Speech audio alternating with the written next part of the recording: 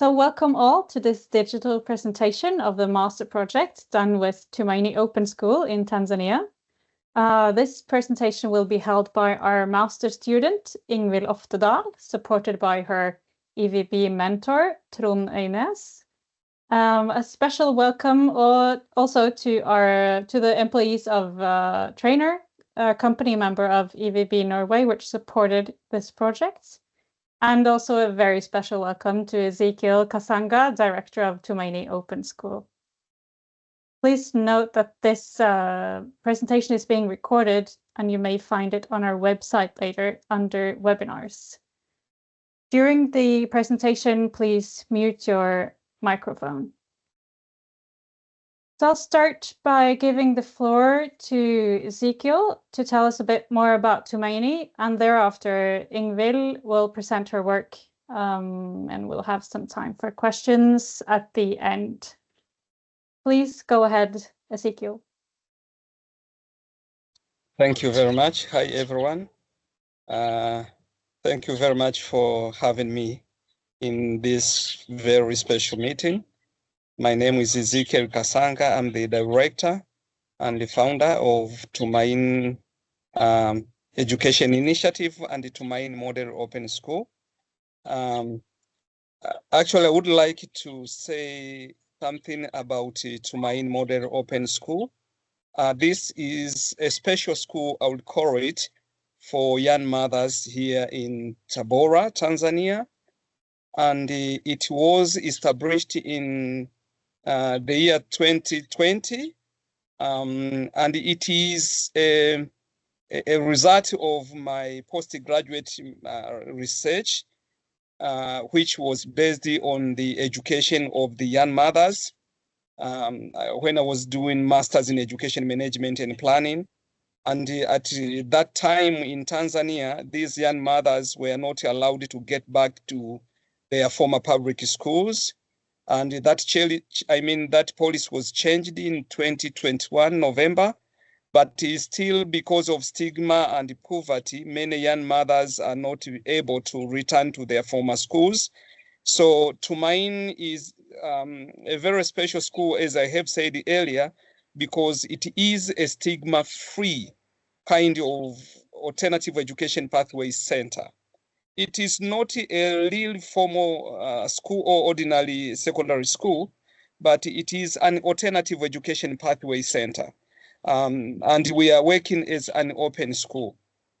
But we are teaching all secondary subjects as are being taught in public schools.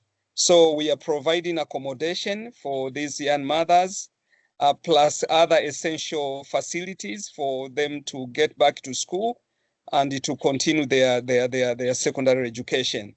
And this time around, because we have a bit limited space for them to come with their babies, we are just welcoming the young mothers who have been stopped breastfeeding. So the ones who are no longer breastfeeding their babies, meaning they have, their kids are above 2 years of age, are allowed to join the school, where they stay at this school as boarding students for about 6 months without any break. And we have a long break of at least a month in June, where they go back to their families and to see their kids. And they leave their kids with their grandparents who are taking care of them when their mothers are at school. So that is a brief about Tumaini. And being in this meeting, actually, I would like to thank Engineers Without Borders Norway, Ingvild and Trond in particular, for your support. I remember Ingvild and your mentor, you were here for about 3 weeks in Tabora, Tanzania, and you supported the school with the energy solution because we were experiencing a lot of power cut. And because you were here, you even experienced it. It may happen even 3 to 4 times a day, and sometimes we can stay even for about 12 hours without having electricity. So with the solar system we have installed is like that kind of experience has become a story of the past, because since it was installed in March, we never ever experienced a power cut. With a hybrid kind of inverter, meaning when maybe the solar is down. Sorry. May I proceed? Yes, please do. It was some feedback Yes. from participants.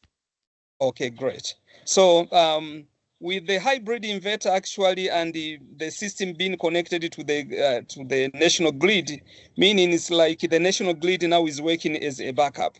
So if the solar are not able to charge the batteries when there is no sunlight, meaning the grid can charge the batteries. So thank you very much. With that, it's like it is a very big solution to our school, and it has helped a lot actually. It is not just for lighting, but for computers. We are having few computers for the teachers and the students. So now we can manage to use the computers and the other electrical devices with no any problem.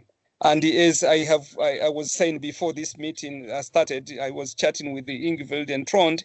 I was sharing to them that with them that we are doing now an expansion of the project, the facilities. We have more 3 classrooms, but with the solar system we have is like it will manage actually also to support those 3 classrooms. And if possible, we are thinking about how we can connect the same system with the kitchen and the dining. We have built a new dining room for our students, and also a new kitchen, which will be completed very soon. So we are also thinking of using the same system for the kitchen and the dining. So thank you very much. And with the bigger plan we have actually, and with this experience of using solar system, it's like it is now in our plan and in our mind that whenever we expand the facilities, also we have to expand the solar system. Thank you. Thank you so much, Ezekiel. Sounds amazing. And it's amazing that you haven't had a power cut since March. So please take it away, Ingvild. Hello, my name is Ingvild Oppdal, and I'm a master's student at the University of Oslo in the Renewable Energy Systems program. Today I will present the case study of my master thesis with the title Distributed Photovoltaic System for Sustainable Rural Development. The research focuses on developing an assessment framework for PV power generation systems, and the case study approach allowed me to evaluate and showcase the framework's effectiveness in a real-world setting. This is the agenda for the presentation. First, I will introduce the project, then I will talk about the processes before, during, and after field work, before talking about the master thesis I'm currently writing and going to submit in December. Yes, so after deciding to apply for the Meaningful Masters program, I contacted Ezekiel Kasanga through the contact of my supervisor at the University of Oslo, Professor Joseph Knoll, in August last year. Ezekiel introduced me to Tumaini Open School. Located in the rural outskirts of Tabora in Tanzania, he informed me that Tumaini is connected by 2-phase to the main grid, but experiences up to 8-hour-long blackouts almost every day. After Tumaini accepting to be the partner in field, I applied for the Meaningful Masters program.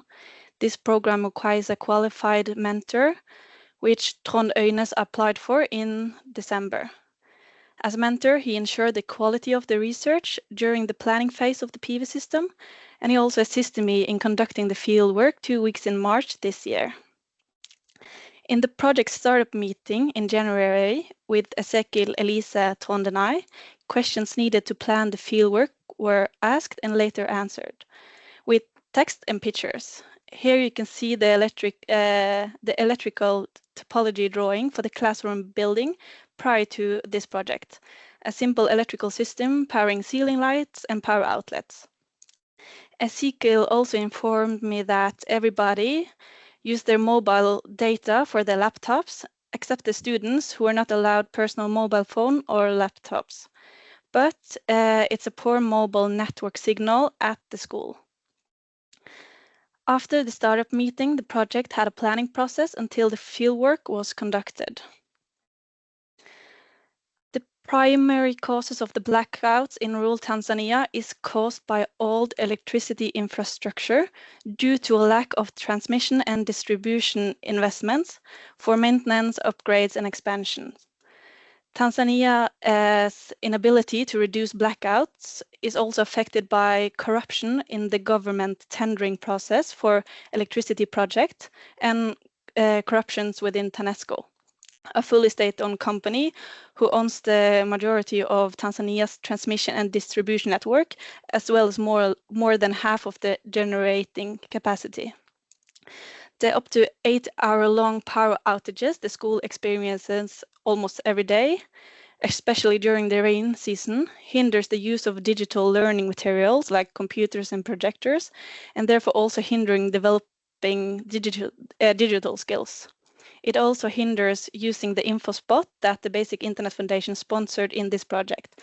I will explain the InfoSpot later in this presentation. The blackout also hinders using their chicken egg incubator for poultry farming, which requires a constant power supply. The lack of light hinders the students from completing their homework in the evenings and the overall school security during the night. My proposed solution was therefore a hybrid residential scaled PV system, and since Ezekiel informed me about the risk of theft, the system is rooftop mounted. Distributed PV systems are highly scalable, can be deployed quickly, and do not depend on extensive transmission infrastructure that can be difficult to finance. Distributed PV systems can therefore be especially significant in countries with high demand growth, geographically dispersed loads, and ongoing or planned electricity infrastructure development. A PV system with a battery backup gives a reliable and sufficient electricity supply. So in addition to solving the problems listed on the previous slides, this also opens up for other opportunities for Tumaini Open School, such as powering a water pump for the new well for irrigation, and income opportunities such as selling excess electricity to the neighbors by letting them charge their devices on designated outlets. Before traveling to conduct fieldwork at Tumaini, a feasibility study was conducted to find out what was possible considering the timeline, budget, and goal. During the start meeting with Ezekiel, he informed me about an existing PV system on another building, which only powered the light. This is the installation for that building. On the left, you see 2 PV modules mounted on the roof. And as a side note, Trond and I have informed Tumaini about the wood framing, which creates a fire hazard, and the shadows from the framing, which reduces the output power.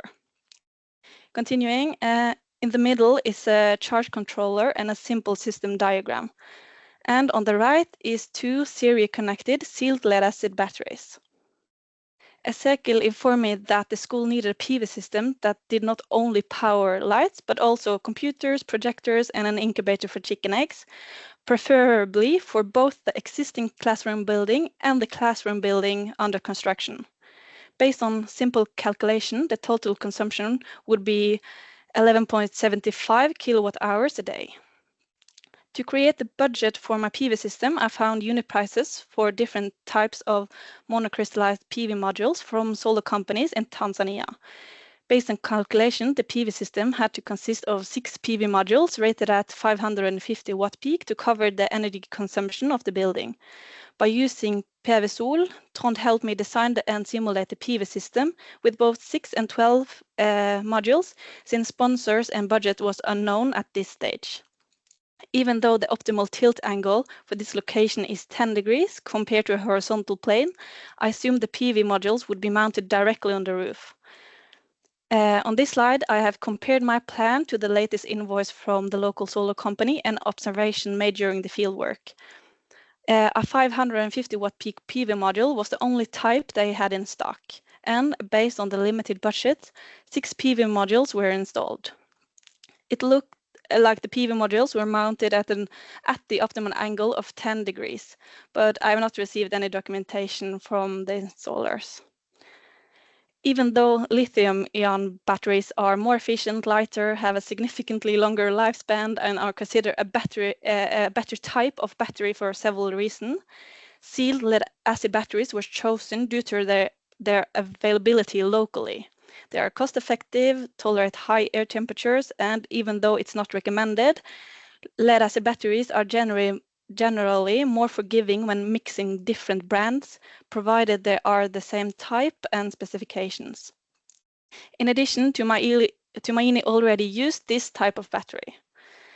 I wanted to create a 48-volt battery system, since adding higher voltage to an electrical power supply means the same amount of energy with less current, which means less heat loss. To cover the calculated total consumption during an 8-hour-long blackout without sunshine, 2 series of 4 batteries was required. This was delivered by the local company. To account for irradiance conditions higher than the standard test condition that will increase the electrical current, the rated capacity of the inverter was calculated to be 25% higher than the total power of the PV array. In addition, the inverter must have the same nominal voltage as the battery system. Based on calculation, the rated capacity was therefore suggested to be 5 kilowatt amperes. And for this size, more PV modules can be added at a later point. In case lithium-ion batteries are more available locally in the future, the lead-acid batteries can be replaced. Since Tumaini plans to increase the PV system significantly in the future, they ordered an 8 kilowatt ampere inverter instead of the 5. Until the number of PV modules is increased, an oversized inverter might not generate power efficiently during periods of low irradiance, since the minimum input power needed from the PV array to start up and continue operating increases as the inverter size increases. This is a one-line system diagram of the hybrid PV system. When the sun is shining, DC power from the PV modules is converted into AC power for all the connected loads. The excess DC power from the PV modules charge the batteries. Except excess power from the PV modules cannot be fed into the grid as of now. The reason is that prosumer systems that return surplus electricity to the grid has not been adopted in Tanzania. But this can be accommodated for in the future by the hybrid inverter. When the sun is shining at night or on cloudy days, DC power from the batteries is converted into AC power for all the connected loads. If the battery level is low or empty, the consumption can be covered by the grid unless there's a blackout. When the system sketch and the budget was made, I contacted almost all of Engineer Without Borders Norway company members, and Trainor, a company offering training in electrical safety and explosion safety, responded and was interested in a collaboration. They gave a big financial contribution towards the PV system, as well as donating tablets, backpacks, and document folders. I tried getting the PV system pre-order so it would be delivered before the field trip, but that was unfortunately more complicated than first expected in a short period of time. The funding from the project would result in a slightly smaller PV system than Tumaini preferred, so to increase it to be as big as they wanted, Tumaini themselves covered 1/3 of the costs. Prior to creating this project, I was aware of Basic Internet Foundation and their efforts of connecting thousands of students in rural communities to the internet. So my supervisor, Joseph, helped me organize an antenna, router, mini computer, and cables being funded by the Basic Internet Foundation. In addition to sponsors for the equipment, Engineer Without Borders Norway covered vaccines, flights, and transportation, while Tumaini covered accommodation and food during our visit in Tabora. So one of the main equipment you need to build an InfoSpot is an antenna to receive mobile signal from a mobile tower, which can be more than 20 kilometers away. A SIM card with an internet subscription can be inserted in the antenna and provide access to the internet through vouchers. The other main equipment are a router to give you access to the network and a Raspberry Pi, which is a mini computer. The Raspberry Pi in this project is inside the keyboard. It is preloaded with local content, providing full access even without an internet connection. Before traveling to Tanzania, I assembled the system and did some tests. I connected the Raspberry Pi to a monitor and taught myself how to use it. This including downloading and uploading animated videos made for teenagers about health, electricity, renewable energy, PV systems, the internet, the environment, etc.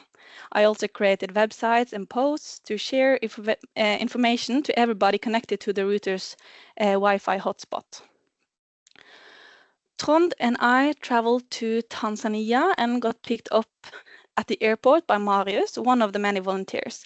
Marius has studied law and handles the legal issues for Tumaini. He was a contact person and translator during the stay. The PV system was ordered the day of arrival and scheduled to be delivered after a few days and completed during our stay in Tabora.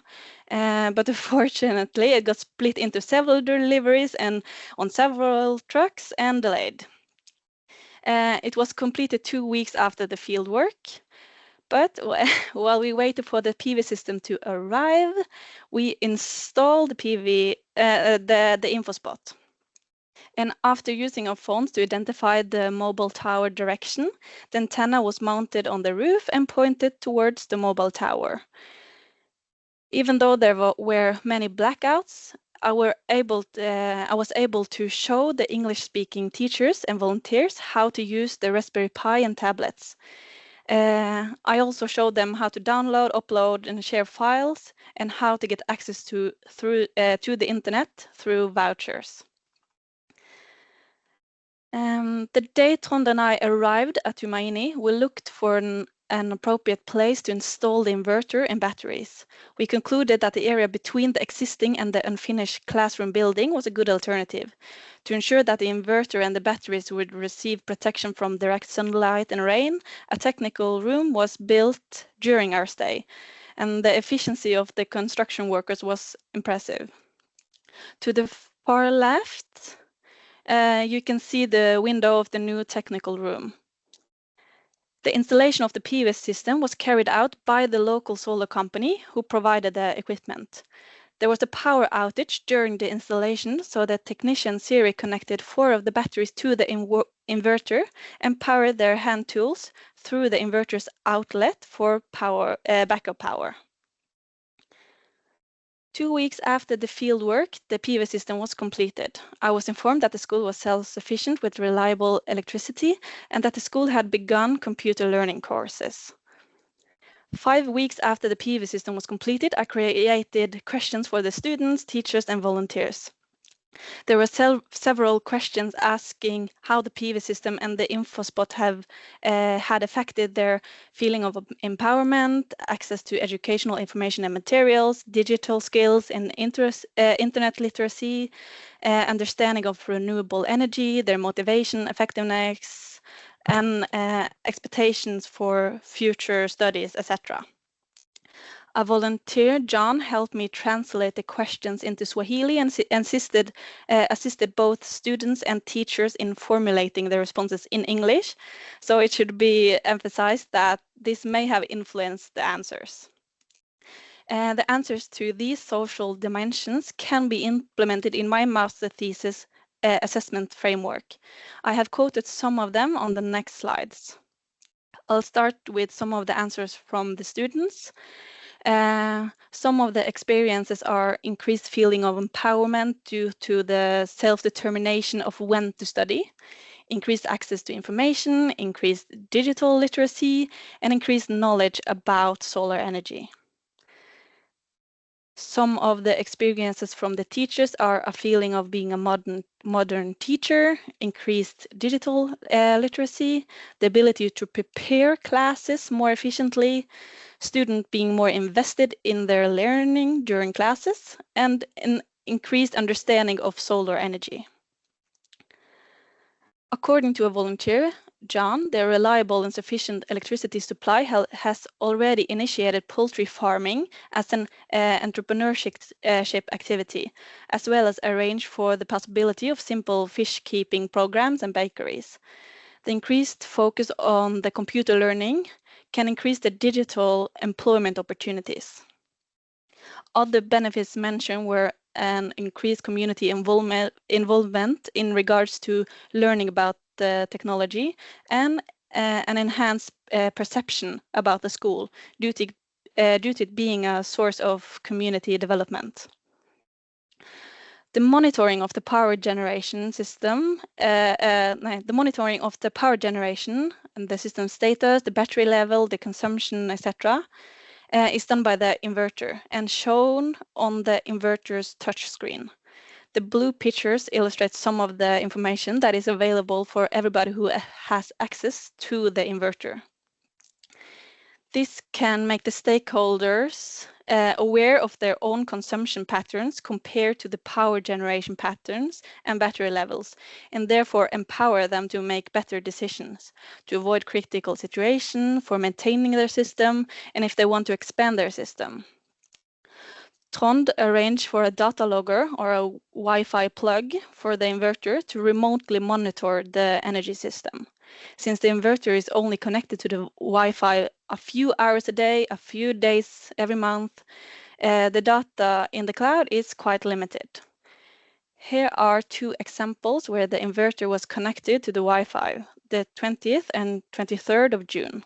The blue curve is the production power from the PV modules, the red curve is the consumption, the green curve is the battery power, which has negative values while the batteries are being charged and positive values when they are being discharged.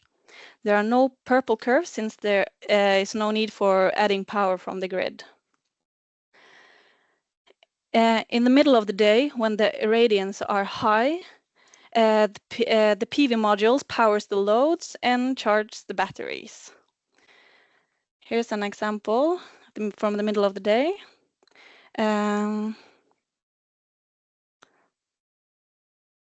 3 days later, during the sunset, the PV production is very low, so the batteries provide 1/3 of the electricity to the loads.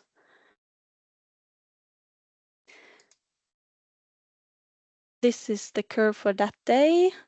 So at 6:12 p.m., that's right before the production curve goes towards 0. And later that day, when the sun had set at 9:22 p.m., the consumption increases and the batteries powers the consumption.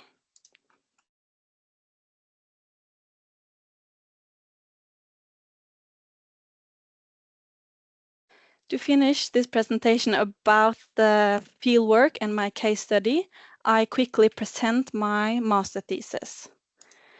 The core of my research is the creation of an assessment framework. To conduct a PV system assessment, I have created a complex decision framework considering 5 perspectives: economic, technical, social, environmental, and institutional.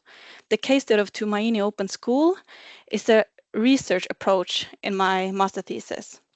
This is used to evaluate and showcase the framework's effectiveness in a real-world setting, providing concrete insights into how it can guide decisions about which type of PV system might be more suitable for sustainable rural development. The overall research question is, why is it more advantageous to allocate development aid for sustainable energy towards distributed PV systems as opposed to centralized PV systems in terms of empowering women, enhancing educational outcomes, and fostering rural job and income opportunities? And that was that. Thank you. Thank you, Ingvild. Excellent presentation. Thank you so much. And what great work you did before, during, and after your fieldwork, and we are looking forward to reading your master thesis. Thank you. So we open the floor now to questions. Just raise your hand or unmute or put your question in the chat. Please go ahead, Malin. Hello, and thank you for a very interesting presentation. I'm just an update. I'm part of Engineers Without Borders, and I'm part of the WASH group. So I'm asking this question on behalf of myself and the group. I'm wondering if those visualizations that have been shown of the grid and plots, etc., is that an open source free software, or which tool was used for that? I didn't pick up everything. Solarman Smart app. So, but Trond, who arranged it, he talked to the local solar company and created a username and password. So, for that system. So not everybody can see their consumption and production. Mm-hmm. But the tools itself, will they all be named in the master's thesis with name of the products and softwares and tools, etc.? Yeah. Okay, so one can use it as a reference to track them down myself. Of course. Yeah, okay, great. Thank you very much. Thank you. Thank you, Marin. Please go ahead, Josef. A direct answer, Marin, is how to raise my hand down. No, we have a study direction where we are testing different off and online solutions for energy monitoring. So if you're really interested in that topic, get the contacts through Ingvild and me, and then we'll follow up, because we have the same interest as you, and that is, we want to increase the awareness. We want to make sure that we have a reasonable, low-cost solution, which is reliable, to actually see what the whole energy story is about. And I put you an initial link out so that you can follow up on the work we are doing at the University of Oslo. Yes, thank you. Because we were using another solution, one of the million probably, for something similar in Kenya, but we're not as happy with it. So I'm curious, what are the alternatives to that? Great, thank you. Thanks so much. Janet, please go ahead. Hi, thank you. Well, firstly, thank you so much, Ingvild, for this fantastic project, and well done to you and Ezekiel for your brilliant presentations. So I'm the chair of Tanzania Development Trust, so I know Tumaini very well. Ezekiel's one of our local reps. And it's fantastic to hear that you're also going to do some guidance for schools wanting to set up solar installations, because we work with a lot of very rural schools that don't have access to electricity. Often they don't have, at all, and often no water as well. So that would be really useful. I'd also like to hear from Ezekiel about what the main impact of having good internet has been, and how much you're using it, how much data you're using, because I know that's been an issue in other places.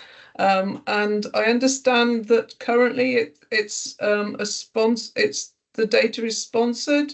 I don't know if you can say how long that will last. The data is not sponsored. So into the antenna, we inserted a SIM card, which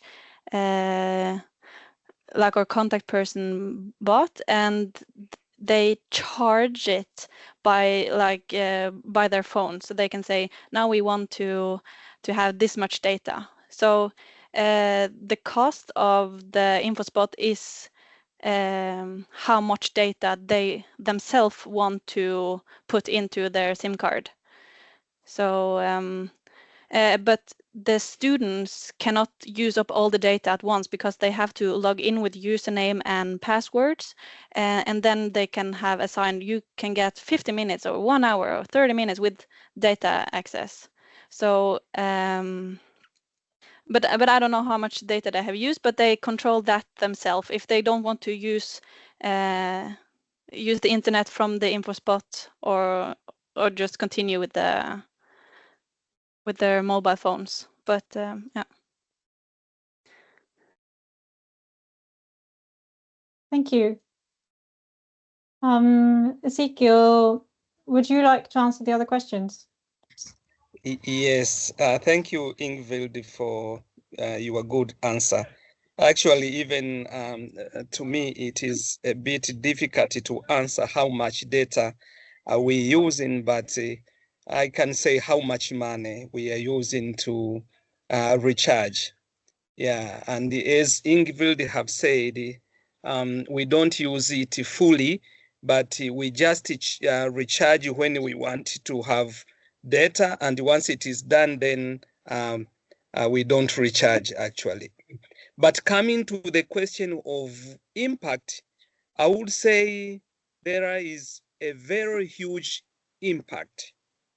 And the impact starts with just the confidence that as a school we have secure power supply for lighting and for using the technology, for computers and everything. It has increased the hours for our students to study. For instance, we have 2 hours during the night. After they have their dinner, they go for prepo for 2 hours in the classrooms, you see. And again, it's like it is every day compared to previously when it was not even determined when are we going to have power and when it's going to be cut off, you know. But now it is there all the time. So it's like there is no any problem or interference with the schedule, the school timetable. So if the students have to go for playpo time, for instance, they go there, no problem of lighting. And coming to the use of technology, for instance, the computers, sharing of teaching and learning resources, electricity is there all the time. So it is upon teachers and the students to utilize the technology because there is no power cut. So that is the biggest impact we have. First, that confidence that we have supply, secure supply of electricity, which is very reliable all the time. If it is during the rain season or it is during the dry season like now, we have it all the time. So that is the biggest impact. And again, another impact is on the economy of the school, I would say, because this time around we have started using the incubator. So it's like we can do hatching of the eggs with no any problem. And it has increased even the chicken production at the school.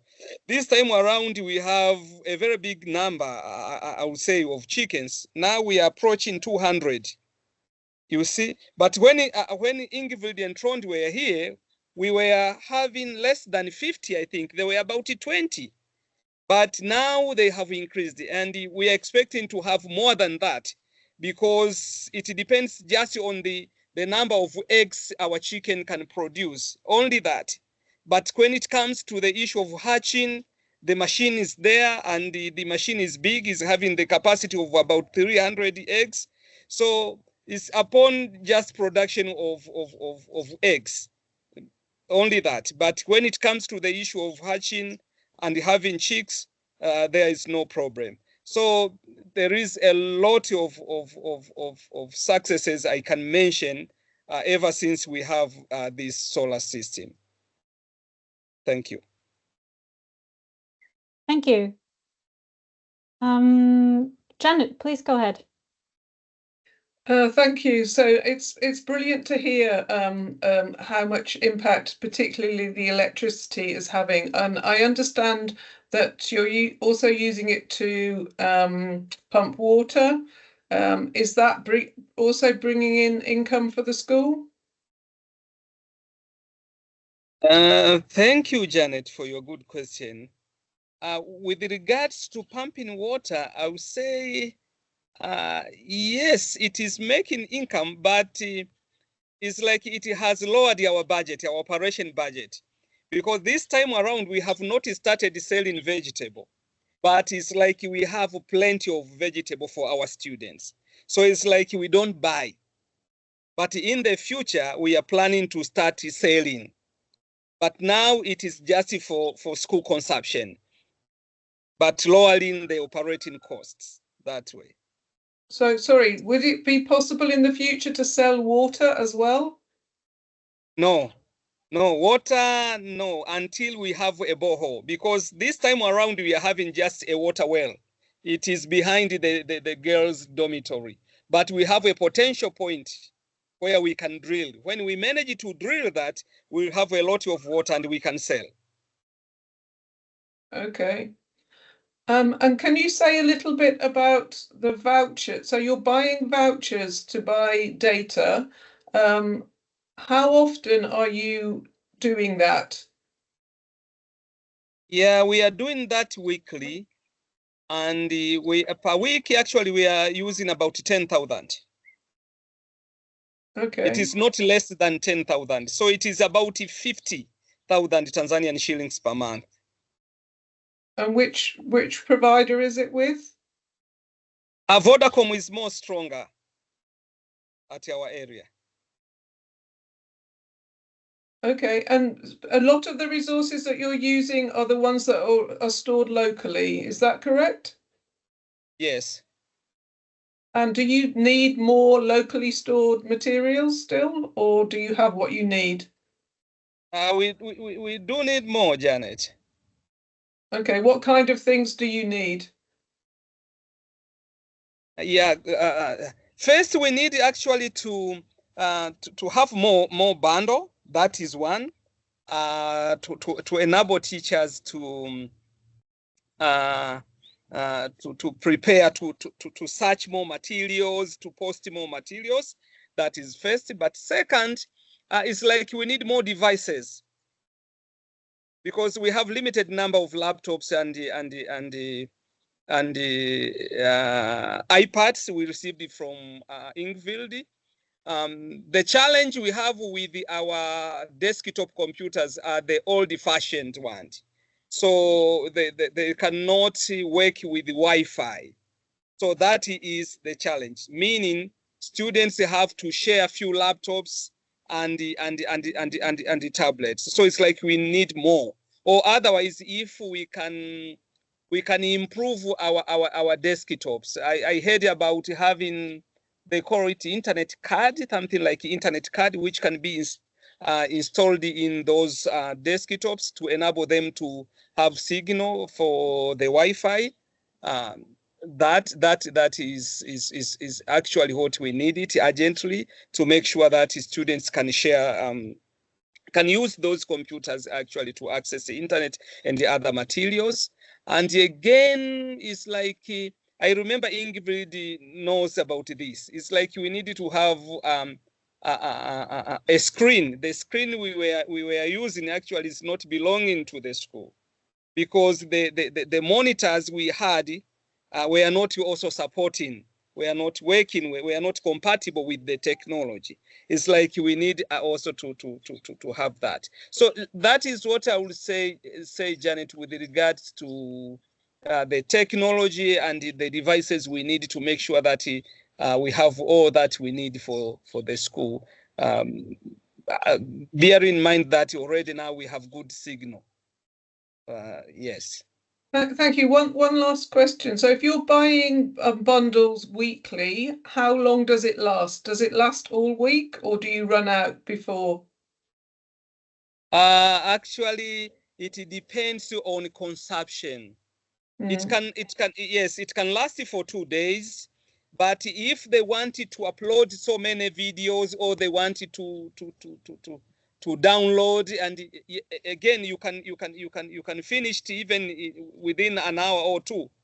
So it depends on what users you have, because again it is not limited. I mean, it is not unlimited, it is limited. Thank you. Any other questions? Yes, please go ahead, Josef, and unmute.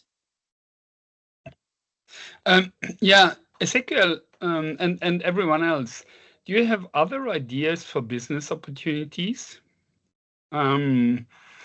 Because like what I see is that connectivity costs, energy costs, and you can't live all your life from sponsoring. So if we would have an idea of how schools in Tanzania actually could create an income to buy bundles or to buy connectivity and that kind of stuff, that would help a lot.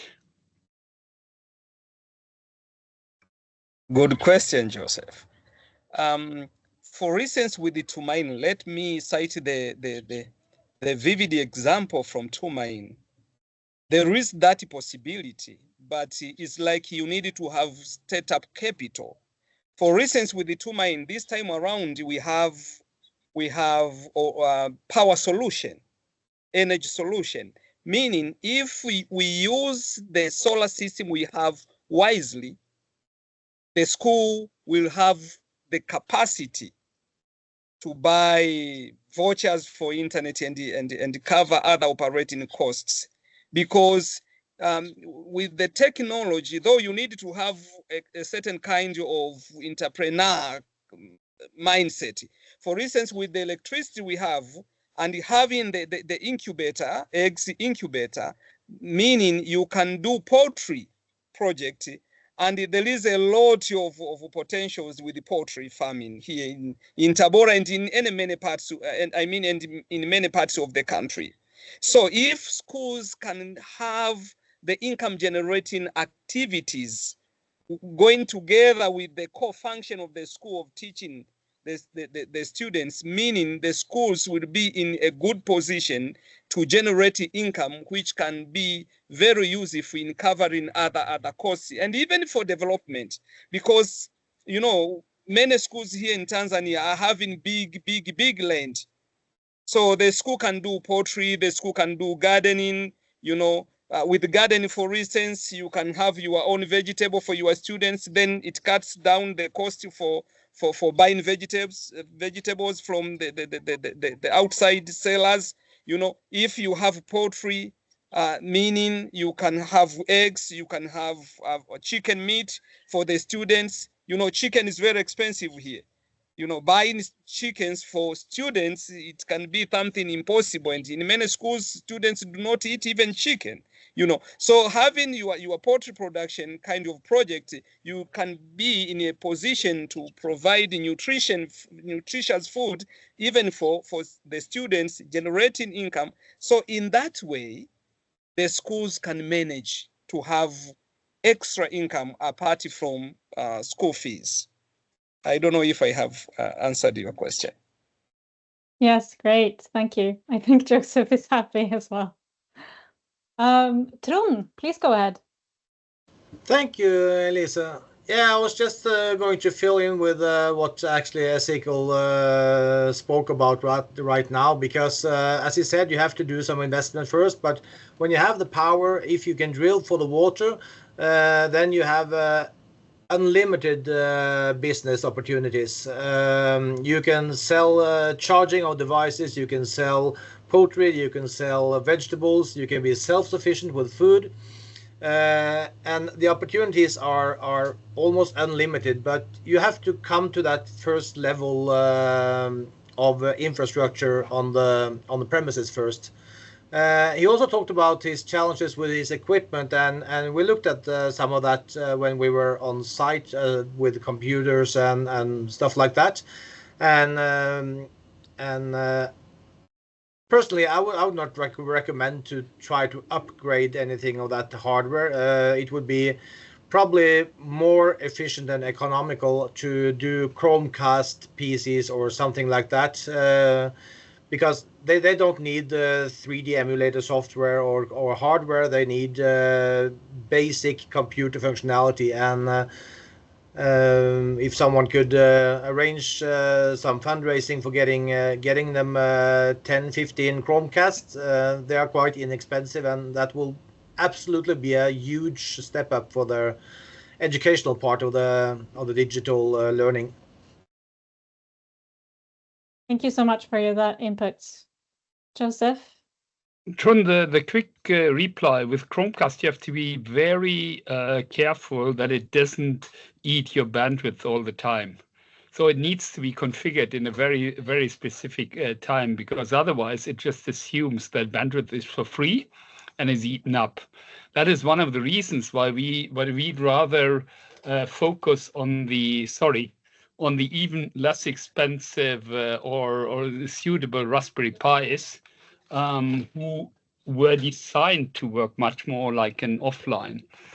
And just for your information, we are currently discussing with Capgemini, this big consultancy company, the story of establishing even artificial intelligence on an edge like a Raspberry Pi, which could then answer a lot of questions on topics through a local language model. Sorry, now I'm in my deepest artificial intelligence talking, but a lot of information which otherwise is very hard to capture locally. And that would be an idea, of course, for Tumaini and others to pilot and to bring that across. Thank you. Janet? Hi, yes, thank you, Trond, for those suggestions. Around the phone charging, Tumaini is in quite a rural location.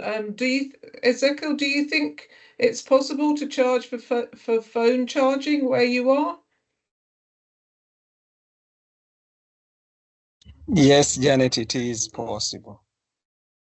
Fantastic, that would be brilliant. And in terms of fundraising, yes, it would be wonderful to have a borehole at Tumaini and more hardware. However, we're doing a lot of fundraising for Tumaini at the moment, and it's more currently around just operating costs, trying to finish the dormitory and so on. So they need a lot of funding, really, unfortunately, at the moment. A known issue. Any other questions, comments? It's unbelievable how much impact this has, and can be, it's also transferable to other projects, other countries as well. So really, really great work, Ingvild, supported by Joseph and Trond, of course. I'd also like to thank, the Basic Internet Foundation and Trainer again. And I think if no one has any further questions, Joseph? A last one to Ingvild. You talked a lot about technology and what you learned. But I'd love to hear your last words. What did it make for yourself? Being, I don't want to say being a young girl from Norway, because I know that you are quite mature, but going to Africa, experience how Africa is. What did it make for yourself? It was a bit of an eye-opener. So they're happy. It was very safe. Trond and I, Elisa prepped us prior to the travel, and it's very safe, and they're very welcoming, and yeah. So it's yeah, and then we went to the stores, and they had what they needed, and so it's even though we only hear about the misery and the problems, they they are very good at working with what they got and what they have and making the best out of it. And just by looking at like the construction builders, as mentioned in the presentation, like in a couple of days they have created a whole new room. And yeah, so even though African time is a real thing, they when they have to, they are very efficient. Thank you. So let's see, copy of the recording. The recording will be posted on our websites. The slides, Ingvild, perhaps you can share the slides with at least Janet. Trainer says, thank you for reaching out and giving us the opportunity to contribute a great and very interesting project. Thank you so much, Eva. It's so nice to have you backing this project. We really appreciate it. Yeah, the PV system wouldn't be as it is if Trainor hadn't helped. So yeah, very definitely grateful. Yeah.